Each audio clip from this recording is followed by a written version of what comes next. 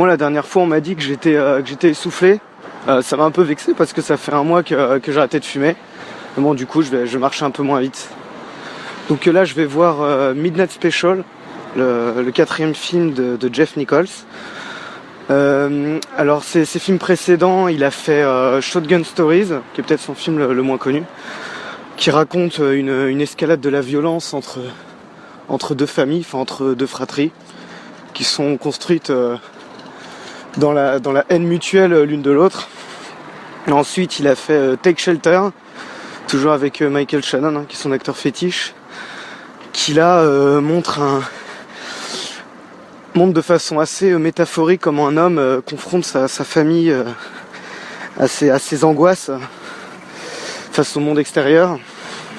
Et donc son dernier film, 2011 ou 2012, je sais plus, Mud, donc qui raconte l'histoire de deux enfants qui se laissent emporter dans une histoire d'amour qui est un peu terminée entre un homme et une femme et qui se passe autour du Mississippi. Donc même si c'est des films qui sont assez différents, il y a quand même des thèmes communs qui reviennent. Il y a toujours les thèmes de la nature, de l'Amérique profonde. C'est d'ailleurs pour ça, je pense qu'on a tendance à le comparer à Terrence Malick, même si je trouve que il n'y a pas grand chose en commun dans leur façon de raconter des histoires et de faire des films.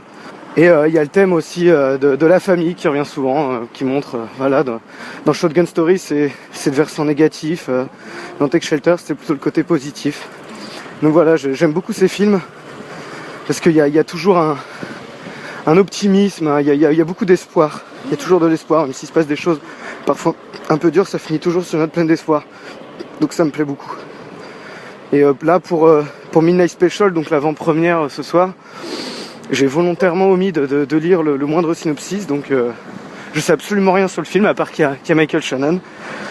Donc voilà, j'attends de passer un bon moment, parce que je vais voir le film d'un gars qui m'a jamais déçu jusque-là.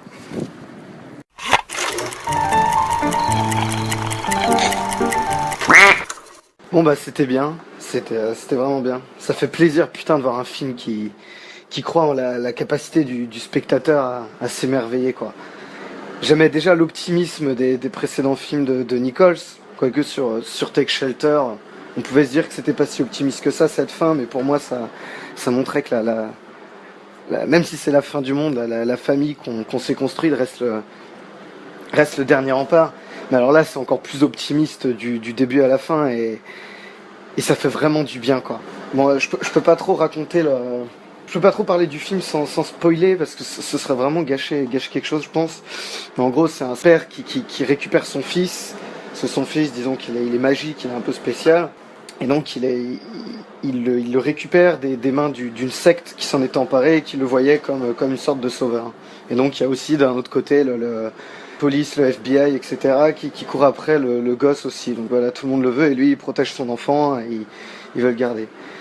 Et c'est vraiment joli. Je dirais pas que c'est son meilleur film, parce que j'ai quelques réserves sur le genre. En fait là il embrasse vraiment le fantastique, le merveilleux. Mais c'est-à-dire que ça devient vraiment très important dans le film. Dans Take Shelter, il y avait des éléments un peu de fantastique.